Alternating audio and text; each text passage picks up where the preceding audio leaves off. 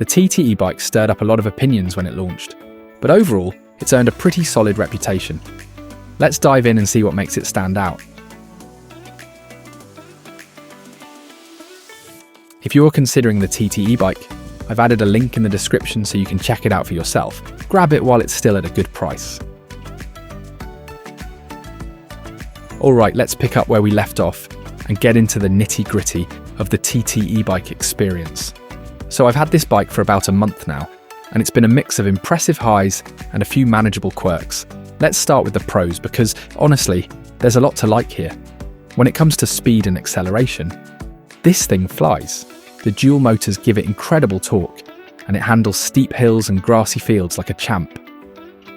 Top speed, about 35 miles per hour when fully charged. I tend to keep it around 20 to 25 miles per hour. It feels safer, and honestly that's plenty fast for cruising around town. As for build quality and design, it looks sharp and feels solid. The foldable design is a huge plus, especially for city riders like me who need to load it into a car trunk or store it in tight spaces.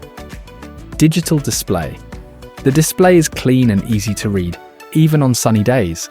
It shows all the key stats like speed, battery life, and assist level without overcomplicating things. Suspension. The suspension does a great job of soaking up bumps, making for a pretty smooth ride, even off-road. That said, I did notice some squeaking after a while, especially when folding the bike. It's a minor annoyance but worth mentioning. As for practicality, the foldability, combined with its solid frame and good lighting, makes it a practical option for commuting or running errands. Now let's get to what could be better brakes. Let's talk brakes. The stock ones? Not great, especially for a bike this heavy. It's over £90.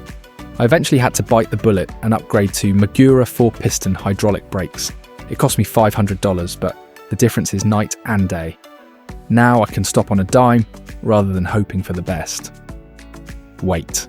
Speaking of weight, yeah, this bike is a chonky boy. It's a workout to move around without power, and lifting it into a car trunk or upstairs takes some effort. Battery life. The battery life is decent, but it depends on how you ride. On full power, I get about an hour of riding before hitting 2 bars left. It's not bad, but for longer trips you might want to keep an eye on your charge. Assembly instructions. This is where things got a bit frustrating.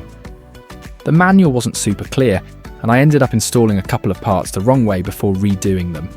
The video helped, but it was for an earlier model, so not everything applied. Now for the final thoughts. Despite its quirks, the TT-EBIKE is a blast to ride. It's fast, fun, and practical for anyone who loves zipping around town or tackling off-road trails. Sure, it's not perfect.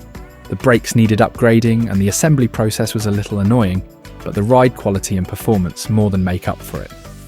If you're looking for a high-speed electric bike that doesn't break the bank, the TT-EBIKE is a solid pick.